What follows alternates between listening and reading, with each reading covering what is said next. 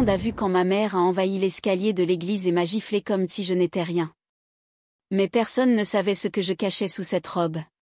Pas même mon fiancé. Je n'ai jamais pensé que je vivrais mon mariage ainsi. Le visage brûlant, les yeux noyés de maquillage, ma robe arrachée, trempée de honte. Et ce n'était pas à cause d'une trahison, d'un scandale à la fête ou d'un fiancé fuyant l'hôtel. C'était à cause de ma mère. Et du type de marié qu'elle disait que je n'aurais jamais dû être. Je suis née à Sao Paulo, mais je suis partie à Lyon, en France, à 22 ans. J'avais obtenu une bourse pour étudier l'architecture, j'ai tout quitté avec cette peur excitante de ceux qui veulent recommencer. Oui, je voulais de la distance avec ma famille. Parce que grandir avec une mère qui vous regarde comme si vous étiez une erreur constante fait plus mal que n'importe quelle gifle qu'elle m'avait donnée adolescente. Depuis mes 14 ans, elle disait que j'avais « le démon dans l'âme ».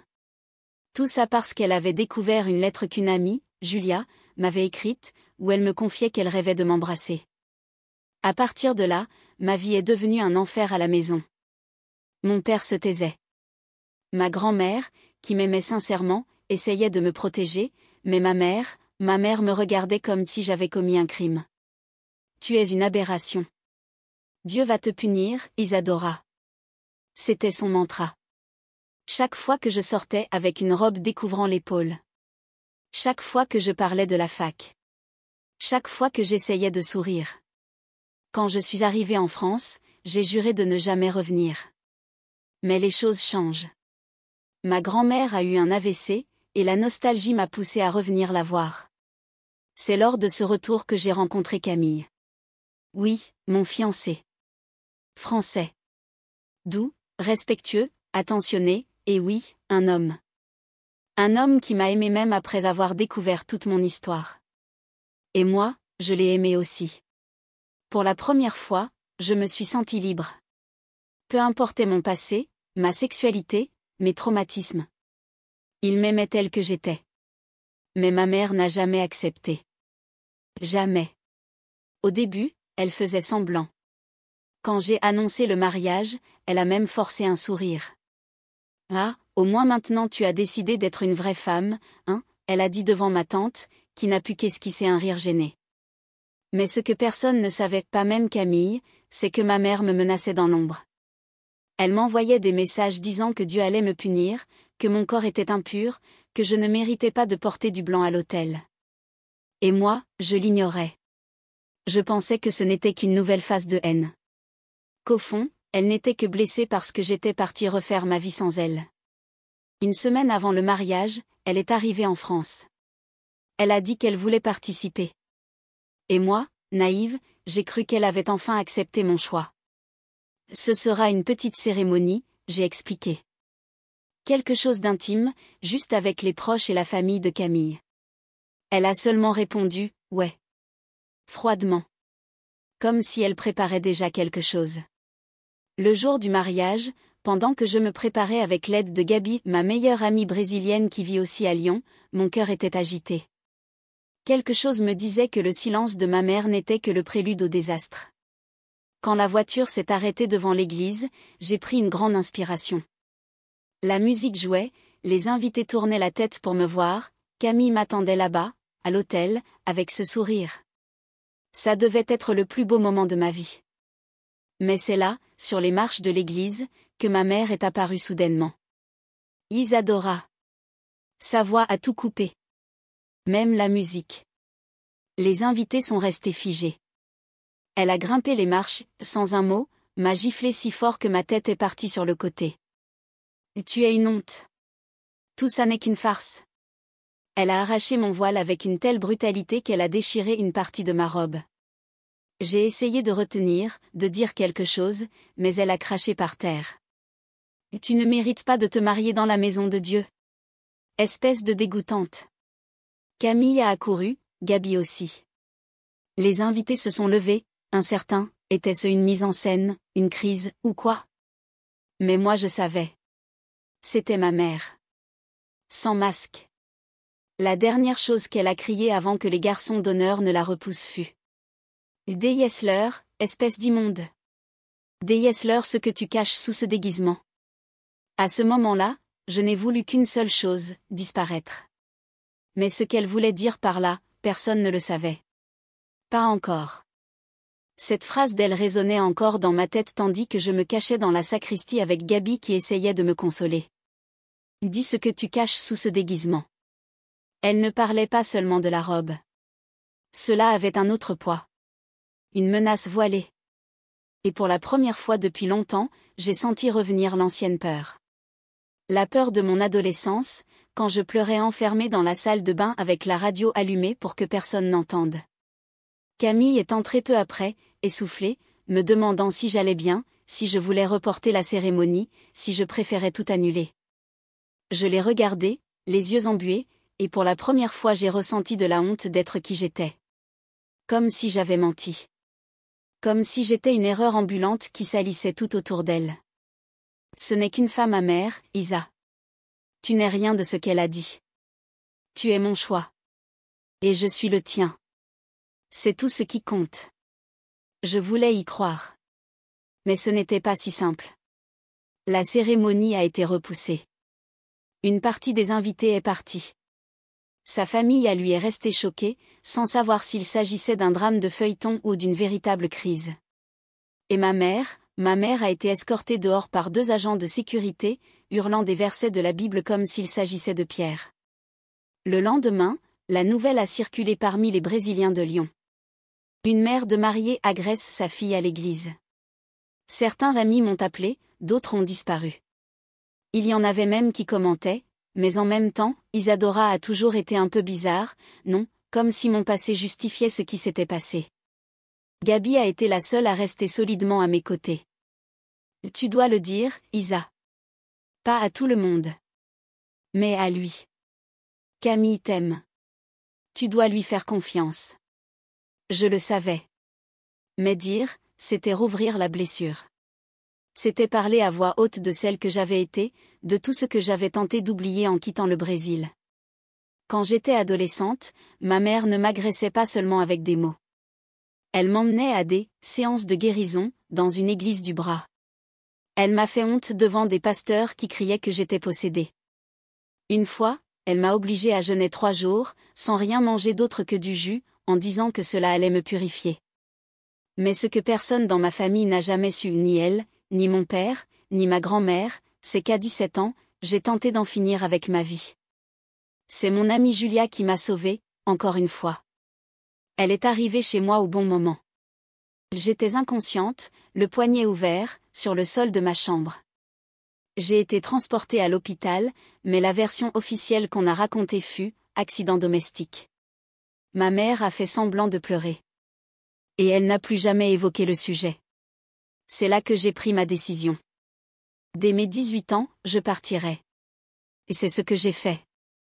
Quand Camille a insisté pour que nous parlions, 2 jours plus tard, je savais que le moment était venu. Nous nous sommes assis au bord de notre canapé, les pieds nus sur le tapis et une tasse de thé tiède à la main. Tu dois savoir qui je suis vraiment, Camille. Et j'ai raconté. Pas tout. Pas encore. Mais j'ai parlé de ma mère, du rejet, de la pression de l'église, du dégoût qu'elle éprouvait pour moi depuis qu'elle avait découvert que je m'étais éprise d'une fille. Camille a tout écouté en silence. Il ne m'a pas interrompu. Ce n'est qu'à la fin qu'il a serré ma main avec force. Tu es une survivante. Pas une honte. J'ai pleuré comme une enfant. Pour la première fois je me suis sentie reconnue. Pour la première fois, j'ai senti que peut-être, juste peut-être, je pouvais être aimée malgré tous mes morceaux brisés. Mais ce que je n'avais pas encore dit, c'était ce que ma mère savait. Ce qu'elle essayait en réalité d'exposer là, devant l'église. Car oui, je cachais quelque chose sous cette robe. Ce n'était pas un secret. C'était une vérité. Une vérité qui pouvait tout changer.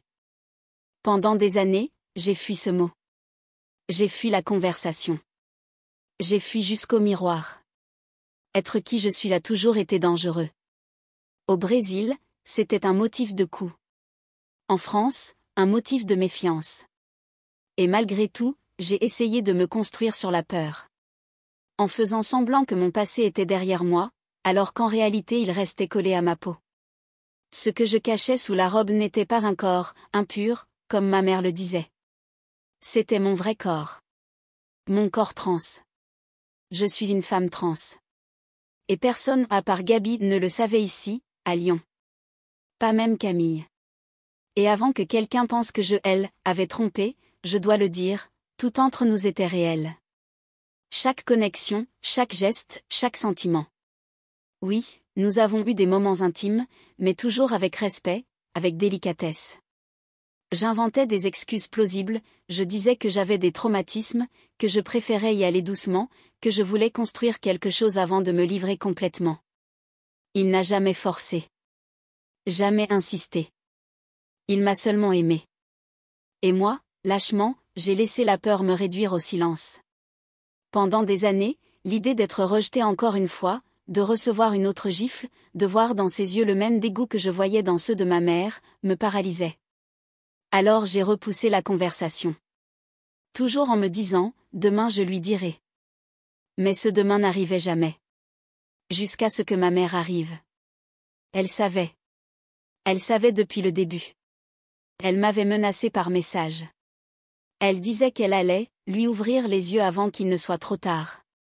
Et moi, stupide, je pensais pouvoir contrôler la situation. Qu'il suffisait d'ignorer. Mais là, devant l'église, sous le regard de tous, elle m'a exposé avec ce cri voilé. Dis-leur ce que tu caches sous ce déguisement. Elle voulait que j'aie honte à nouveau. Elle voulait que je saigne en public. Que je revive tout ce que j'avais enterré au Brésil. Gabi m'a prise dans ses bras ce soir-là, quand j'ai enfin craqué et tout raconté. Elle a toujours été la seule à savoir. Depuis nos premiers mois à Lyon, quand nous partagions la même chambre d'étudiante, elle était devenue ma sœur d'âme. Elle m'avait aidée à chaque étape de ma transition, m'avait accompagnée aux consultations, m'avait tenu la main dans la file du consulat pour renouveler mon passeport avec mon nouveau prénom. Tu ne peux plus fuir, Isa. Soit tu le dis maintenant, soit elle le dira pour toi. De la manière la plus cruelle qui soit. Je le savais. Mais dire, c'était renoncer à la bulle de protection que j'avais créée. C'était risquer de tout perdre. Mais tu sais ce qui faisait le plus mal ? Ce n'était pas la peur de perdre Camille. C'était la peur de me perdre moi-même, encore une fois. Parce que, pendant des années, j'avais lutté pour m'accepter. Pour ne pas avoir honte d'être qui je suis. Et maintenant, au sommet d'un bonheur construit avec sueur et larmes, ma mère revenait encore essayer d'effacer tout ça. Le dimanche, 3 jours après le mariage annulé, Camille m'a emmené marcher au parc de la Tête d'Or. L'endroit était magnifique. Des arbres aux feuilles dorées, des familles en promenade, des enfants qui couraient. Une journée parfaite. Mais à l'intérieur, j'étais en ruine. Nous nous sommes arrêtés sur un banc près du lac. J'ai pris une grande inspiration et je l'ai regardé. Il y a quelque chose que tu dois savoir. Quelque chose qui peut tout changer entre nous. Il a froncé les sourcils, mais m'a regardé avec tendresse. Toujours cette tendresse qui me désarmait. Je ne suis pas comme les autres femmes que tu as connues. Mon histoire, mon corps, sont différents. Le silence qui a suivi a été le plus lourd de ma vie. Et quand j'ai enfin prononcé les mots en tremblant, en pleurant, en trébuchant, il n'a pas répondu immédiatement. Il est resté là. Figé. À me regarder. Et quand il a finalement ouvert la bouche. Quand j'ai enfin dit, je suis une femme trans, le temps s'est arrêté. La brise s'est figée. Les sons du parc ont disparu. Camille n'a pas réagi comme dans les films. Pas de scandale, pas d'étreinte immédiate. Il est juste resté silencieux. À me regarder. Avec une expression impossible à déchiffrer. Ni colère, ni tendresse. Juste de la confusion. Mon cœur battait si fort qu'il me semblait que le monde entier pouvait l'entendre. « Et tu m'as menti tout ce temps ?» demanda-t-il, d'une voix basse, presque un murmure. Je n'ai pas menti. J'ai juste eu peur. Peur de te perdre. Peur d'être haï à nouveau. Il s'est levé. A fait quelques pas. A passé la main dans ses cheveux. Resté dos à moi. J'ai voulu courir vers lui. Tout expliquer. Mais mon corps ne m'obéissait plus. Je suis tombé amoureux de toi, Isa. De tout ce que tu es. Mais maintenant je ne sais plus quoi penser. Je suis la même. Rien n'a changé. Il s'est retourné vers moi, les yeux rougis. Tout a changé. Ce fut comme un coup de poing dans mon âme. Les jours suivants, il s'est éloigné. Il a dit qu'il avait besoin de réfléchir. Qu'il ne savait pas s'il pourrait gérer cela. Que c'était trop à assimiler. Je comprenais. Une partie de moi respectait même l'espace qu'il demandait. Mais une autre partie saignait. Ma mère, bien sûr, s'est immiscée dans le chaos. Elle m'a envoyé un audio, je t'avais prévenu. C'est une punition. Maintenant, subis le poids de tes choix. Je l'ai bloqué aussitôt. Pour la première fois, sans peur. Sans hésitation. Gabi m'a forcé à sortir de chez moi, à manger, à respirer. Mais j'étais en pilote automatique. Vide. Un soir, je suis allée seule à l'église. La même où le mariage devait avoir lieu. Je me suis assise sur le dernier banc, les lumières éteintes. J'ai regardé l'autel et j'ai pleuré. Pas pour lui. Pas pour la cérémonie. Mais pour moi. Pour tout ce que j'avais lutté afin d'être. Pour chaque morceau de moi que le monde avait tenté d'effacer. Pour chaque fois qu'on m'avait dit que je n'étais pas assez femme. Que j'étais, moins. Que j'étais une erreur. Ce soir-là, j'ai juré de ne plus jamais me cacher. De ne plus jamais laisser quiconque me réduire. La semaine suivante, j'ai repris les cours à la faculté d'architecture comme assistante de recherche. Je me suis jetée dans le travail. Au début, les collègues évitaient d'évoquer ce qui s'était passé. Mais peu à peu, j'ai senti quelque chose de différent. Du respect. De l'empathie. Une professeure m'a invitée à prendre un café et m'a dit « Tu es plus forte que beaucoup de gens ici ». J'ai commencé à raconter mon histoire dans des groupes de soutien pour immigrés LGBTQ+ à Lyon. J'y ai vu des filles comme moi, perdues, apeurées, cherchant un peu de lumière. Et j'ai compris, peut-être que mon but n'était pas de me cacher sous une robe blanche en essayant de paraître « normal ». Peut-être que mon rôle était de montrer que le normal n'a jamais existé. Un mois plus tard, Camille est apparu à ma porte. Il était plus maigre, fatigué. Et tenait une enveloppe à la main. « Je peux entrer ?» Nous nous sommes assis dans la cuisine. Silence pesant. Jusqu'à ce qu'il pose l'enveloppe sur la table. J'ai lu chaque ligne. J'ai fait des recherches. J'ai parlé avec des gens. Je me suis informée. J'ai dû déconstruire beaucoup de choses en moi. J'ai ouvert l'enveloppe. C'était des papiers. Des impressions d'articles, de témoignages, d'histoires de couples trans. Et une lettre. Écrite à la main. Tu ne m'as pas trompé, Isa. Tu as seulement eu peur. Et maintenant que je comprends ça, tout prend sens. Il m'a pris la main. Fermement. Je t'aime encore. Si tu le veux, je veux essayer à nouveau. Mais cette fois, avec tout au grand jour. Quand Camille a dit qu'il m'aimait encore, je n'ai pas su quoi répondre tout de suite. Une partie de moi voulait lui sauter dans les bras et dire « Oui, recommençons tout de suite ». Mais une autre partie avait besoin de temps. Pas pour moi. Pour lui. Parce qu'aimer une femme trans demande plus que de l'intention. Cela demande du courage. Cela demande une posture. Cela demande que, le jour où quelqu'un nous traite d'abomination dans la rue, la personne à nos côtés ne baisse pas les yeux. J'ai besoin de temps. Pour comprendre si tu m'aimes vraiment, ou si tu aimes l'idée de accepter. Camille a compris. Et il a respecté. Pendant des semaines, il a été patient. Il m'envoyait des messages doux, me demandait si je mangeais bien, si j'avais besoin de quelque chose. Il ne forçait rien. Il ne réclamait rien. Pendant ce temps, ma mère est repartie au Brésil. Mais pas sans laisser un dernier message. Elle est apparue devant la faculté où je donnais cours. Une Bible à la main et une pancarte en français où l'on pouvait lire « Le mensonge n'épouse pas la vérité ». Ce fut la dernière fois qu'elle m'a vue. La directrice a appelé la police. Elle a été évacuée. Et cette fois, c'est elle qui a été humiliée. Pas moi. Elle. La semaine suivante, l'université a publié une déclaration officielle en faveur de la diversité et de l'inclusion. Et j'ai été invité à diriger un nouvel atelier intitulé « Architecture des corps invisibles », destiné à discuter de genre et d'espace urbain.